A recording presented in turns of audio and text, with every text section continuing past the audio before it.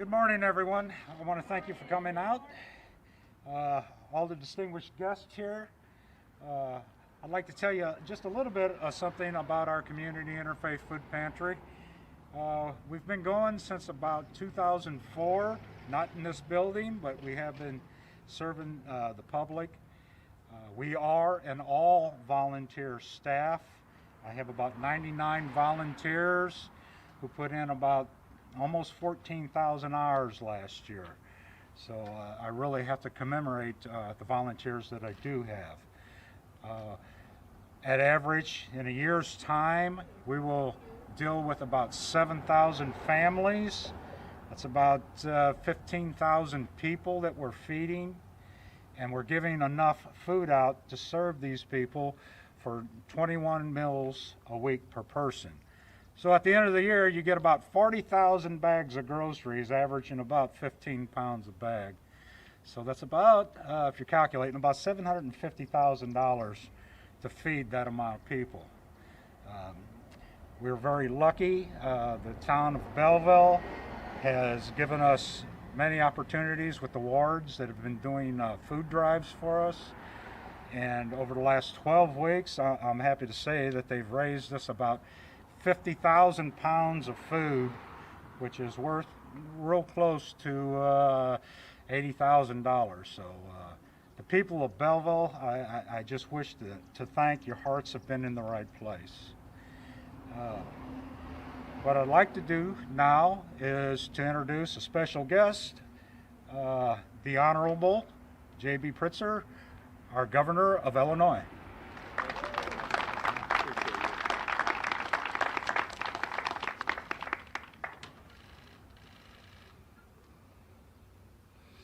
Well, thank you all very much for coming out today, and what a beautiful day it is, and especially beautiful to see all the volunteers that are here and the amazing work that is done right here at this food pantry.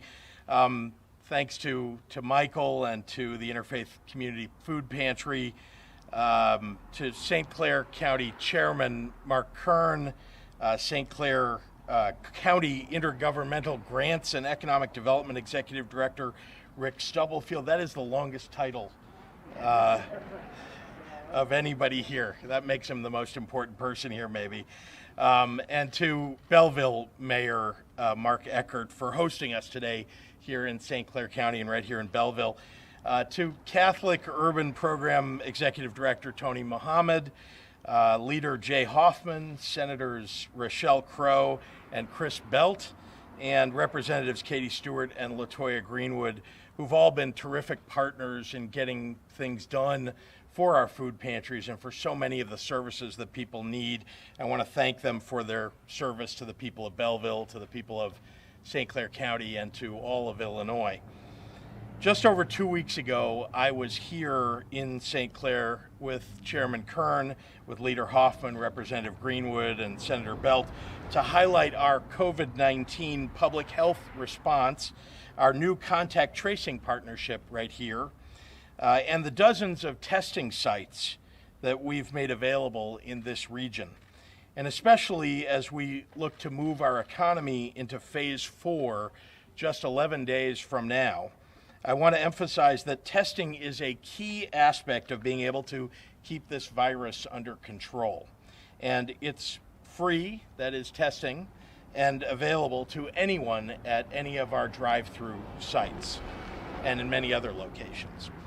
While we continue to fight to keep Illinois' people healthy and safe from the virus, we must battle the economic pain that it has wreaked upon our communities.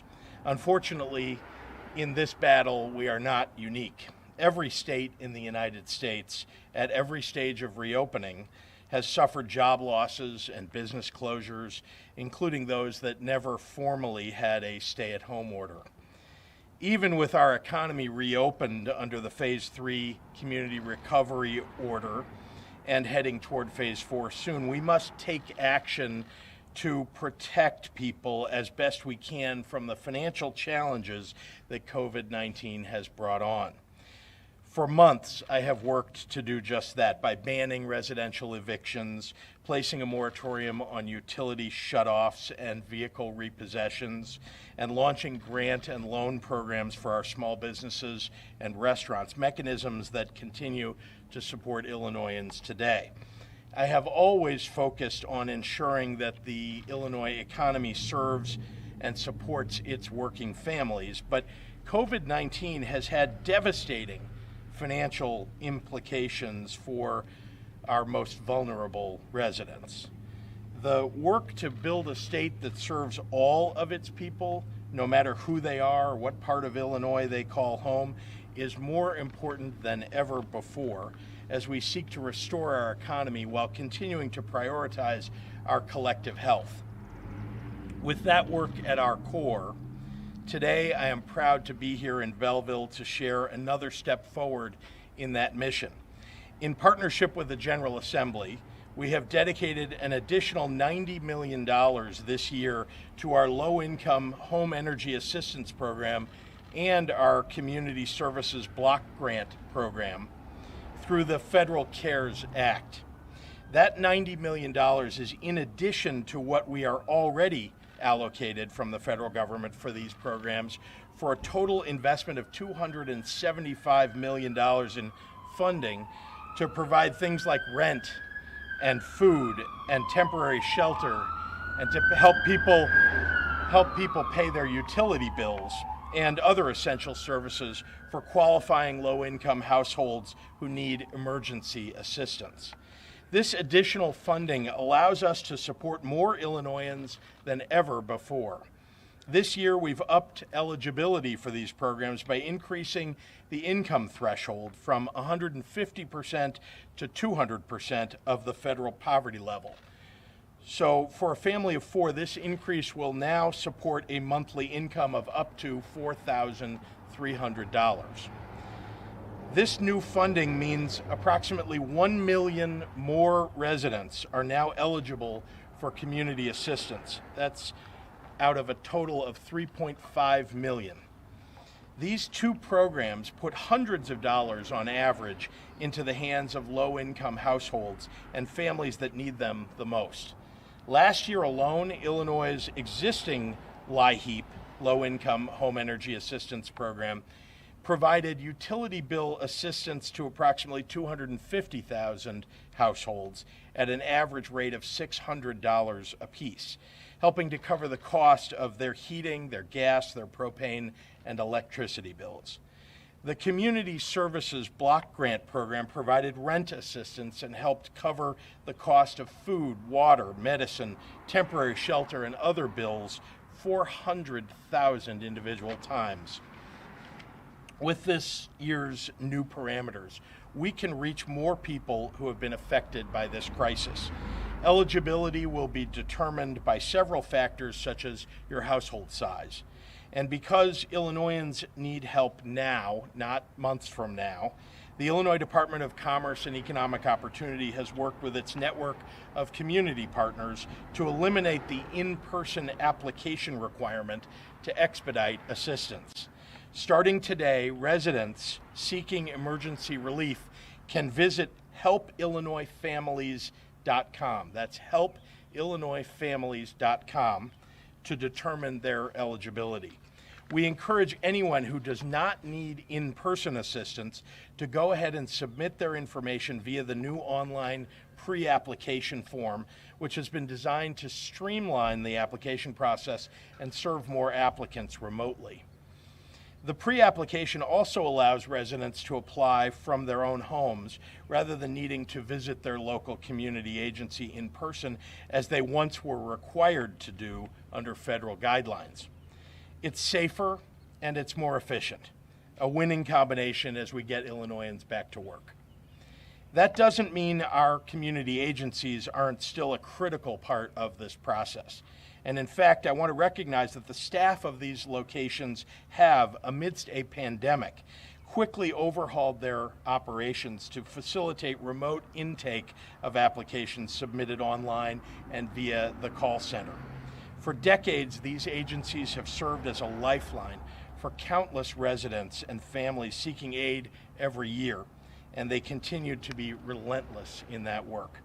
Families who need in-person assistance applying for these community assistance funds can still visit their community agencies, and here in Belleville, that's at the St. Clair Community Action Agency, about a mile down Main Street from where we're standing right now. New and existing users alike should plan to work with their local agency, whether in person or online, to apply to determine benefits, and if approved, to rely on that local agency to handle their assistance, from rent to utilities to food and water, on their behalf. That same website, helpillinoisfamilies.com, will help residents determine their local agency where it is so that they can get the assistance that they need. With everything in one place, we're doing all that we can to make it as easy as possible for our residents to get help when they need it. And that's for many people right now. So, ladies and gentlemen, I want to turn it over to our Acting Director of the Department of Commerce and Economic Opportunity, who can go into some detail about our goals here, and that's Michael Negron. Michael?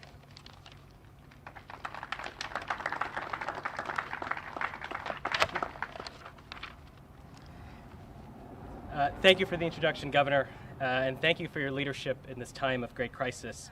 My name is Michael Negron. I am the Acting Director of the Department of Commerce and Economic Opportunity. Our Director, Erin Guthrie, is on maternity leave, and I'm standing in for her through the end of August. As the Governor says often, the COVID-19 pandemic has presented us with twin crises, one of public health and one of economic downturn. And for too many families, these twin crises has pushed them to the edge of a cliff. Just one unpaid bill, one medical emergency away from financial ruin. That's why Governor Pritzker's budget expands an important set of programs that offer help with utility bills, water bills, emergency food, medicine, and rental assistance, and other important supports. Taking advantage of these funds available under the Federal CARES Act, as the Governor said, we're increasing by $90 million the amount of funding available for the Low-Income Home Energy Assistance Program, or LIHEAP, and the Community Services Block Grant Program, or CSBG.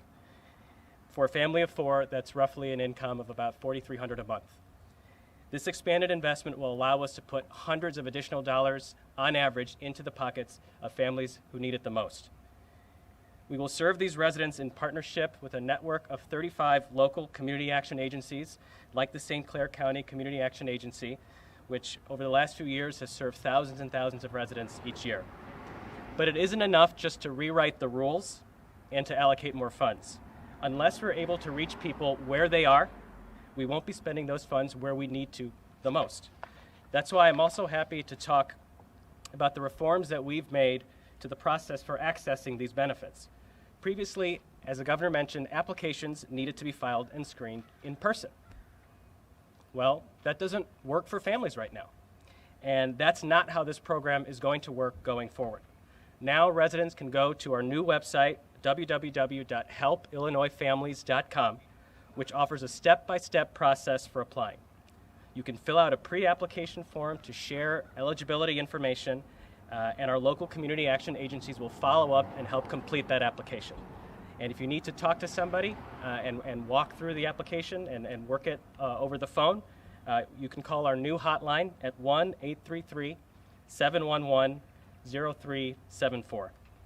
I would like to thank our 35 partner agencies and the DCO team, which is headed up by David Wortman and Adrena Kim, for quickly working to stand up the Help Illinois Families initiative and undertaking the reforms that we need to make sure that this program works in the time that we're in. As the state of Illinois and the nation face an historic economic downturn in the midst of an historic pandemic, our mission at DCO has been to develop initiatives to support the businesses and the workers that keep our economy moving. But an economy that leaves behind our most vulnerable residents doesn't move at all, and certainly doesn't move in line with the values of this administration, which is why we're proud to be launching this initiative under the Governor's leadership. And with that, I'd like to invite Leader Hoffman to come and make some remarks.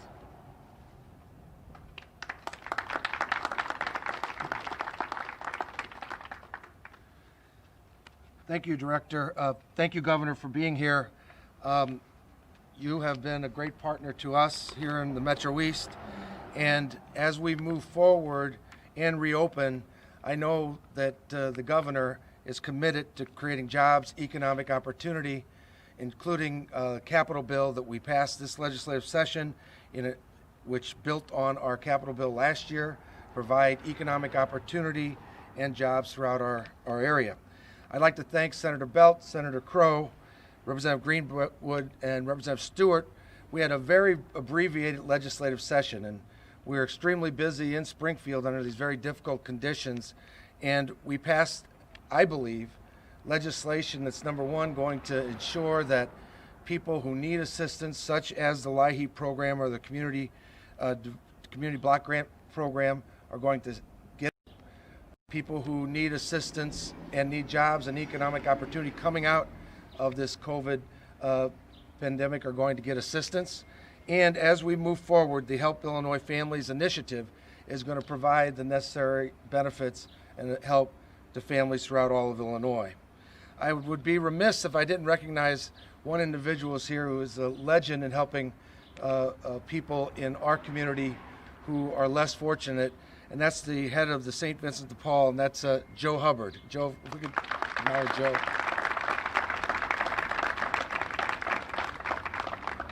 Finally, this $90 million commitment to help individuals, whether it's rental assistance or utility assistance, will be administered by the St. Clair County Department of Intergovernmental Grants, and I would like to introduce the individual who leads that, and that is Rick Stubblefield. Rick.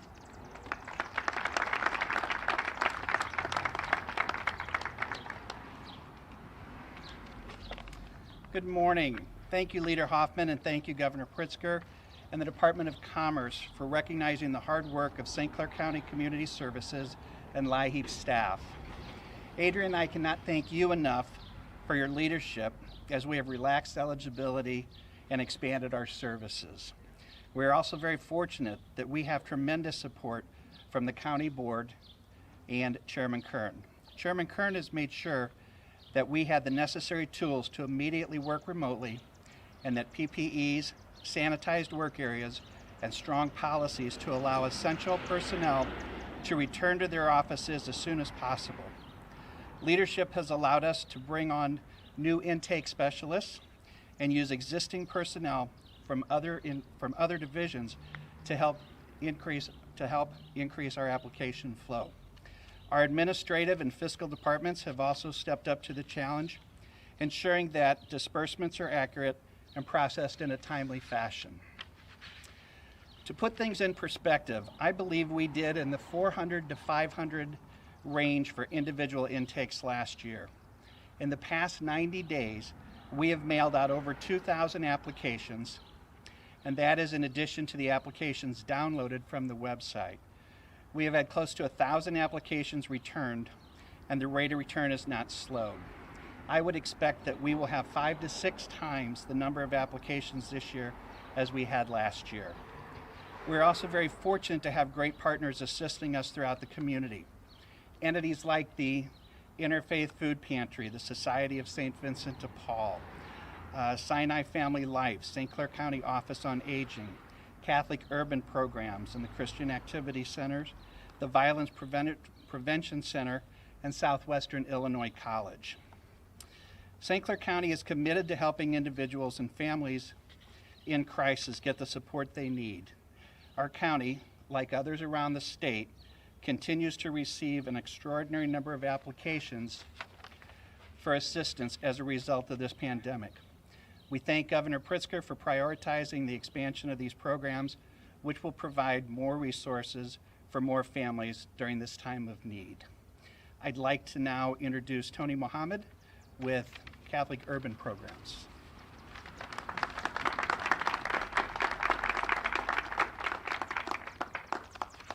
Thank you and good morning. Thank you, Governor, for inviting me to participate in this press conference. I am Tony Mohammed, the Executive Director of Catholic Urban Programs. I will also be remiss in my duties if I didn't recognize Mr. Hubbard as the founder of Catholic Urban Programs. We've been around. We've been around serving the St. Clair County community for 43 years, I'm sorry. Catholic Urban Programs, the mission that we passionately come to work to pursue every single day is to end the cycle of poverty and rekindle hope in the people and in the community in which we serve in. We do that in 3 ways: through crisis intervention, through housing security, and through our out-of-school time programming. Catholic Urban Programs, we've served more than 1,300 families last year. We provide an array of services from food support to utilities to housing assistance, burial assistance. We operate a monthly food pantry, and we've seen an increase in that service as we are, with the COVID-19. We've been extremely fortunate to have received a support and funding for COVID relief from a lot of different funders. So this additional funds will help us continue to support the clients that are in need. Our clients, even in the absence of a pandemic, already experience some level of crisis in their lives every single day. So when you compound it with a global pandemic, then those crises just increase. And so with the funding and with the anticipation of all of the moratoriums ending, then we anticipate that clients will be coming to us more and more to receive these necessary services. So having these funds and the relaxed guidelines will help us to address these needs immediately, and will remove the barriers that our clients are facing every day.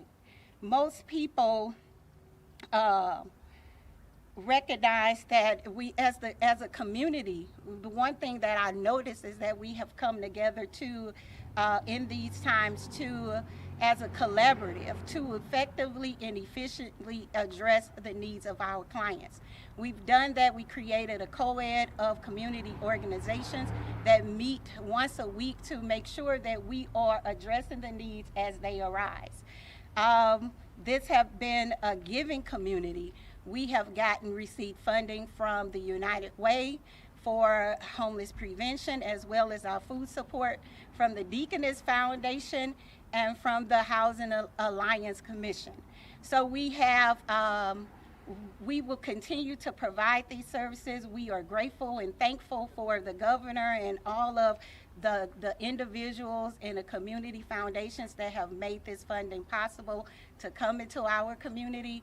And we will continue to do this work and provide the assistance to the clients that are in most need of it. So now I'm going to invite the governor back up to the podium to address your questions. Thank you.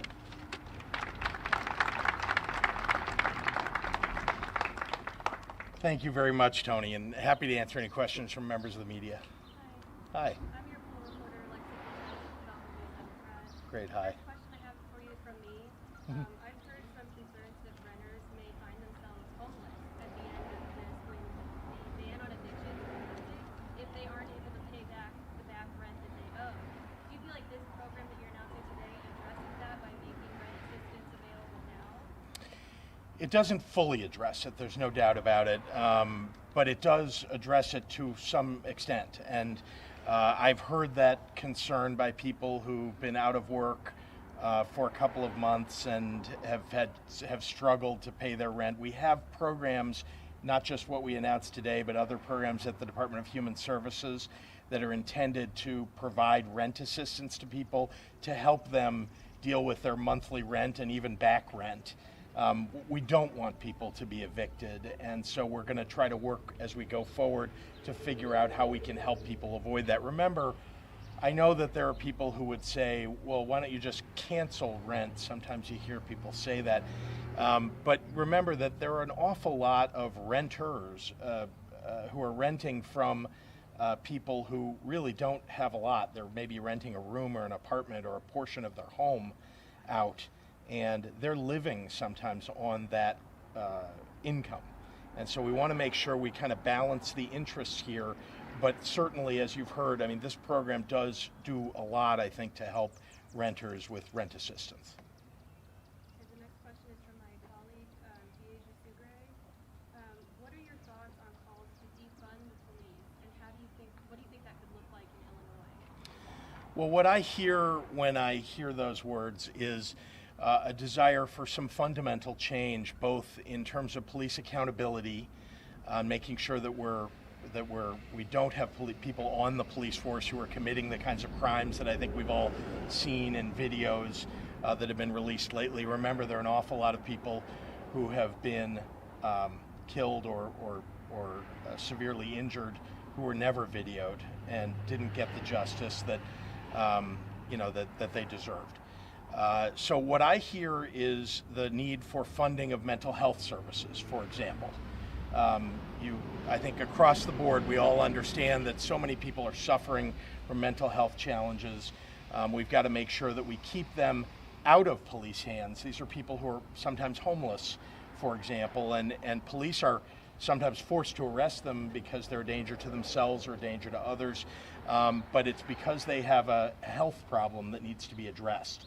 And so there are so many issues like that that are really about reducing the amount of policing that would be needed if we invested in the social services that people need to support their families. I do, and in fact, I'm working very hard with members of the Black Caucus and others who care deeply about this issue to make sure that we put an agenda together that's right for the state. Let's add a question from the reporter on that topic, Governor. Yes, sir. The Attorney General, Tommy Raoul, is looking at, I think it's licenses for police officers. What are your thoughts on that issue, and is that a good idea? So as I've said many times, I think this is something we need to take a very hard look at. One of the reasons why it's been proposed, and of course, when Attorney General Raoul was a state senator and chairman of the Judiciary Committee, he proposed this idea several years, I think 5 years ago, in fact.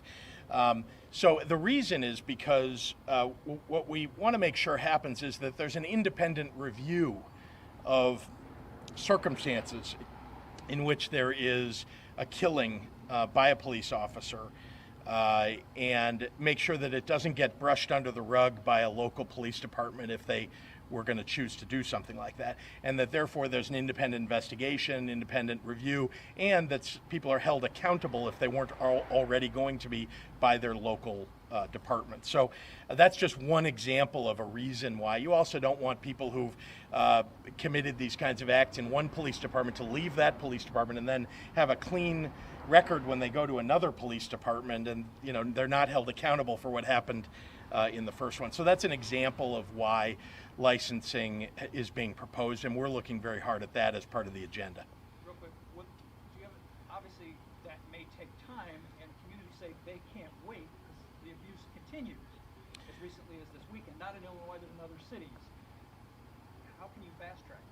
Well, we are working hard to do it in a quick fashion, but remember, we want to do it right. You don't want to put something in place that doesn't work. And so that's why there've got to be some committee hearings. I know members of the General Assembly will be participating in that. There are members of the Black Caucus and Latino Caucus who are very interested to make sure that that keeps on track, and I'm working very closely with them to drive that to a conclusion. I'm going to switch over to coronavirus now. Mark Maxwell. We have so many challenges, don't we, in the state of Illinois, that we got to move from crisis to crisis to really have a good press conference here. Yeah. Well, Mark Maxwell asked, several states that were more relaxed in their COVID-19 restrictions are now seeing a spike in cases as we head into summer. His question is, does that make you more confident in your decisions to close businesses as early as we did in Illinois? I am confident in the decisions that we've made. I mean, look, I'm not saying that we couldn't have made other decisions along the way and that everything was perfect. But we didn't have perfect information along the way. We were still learning from the doctors, the researchers, and so on, and still are, even now.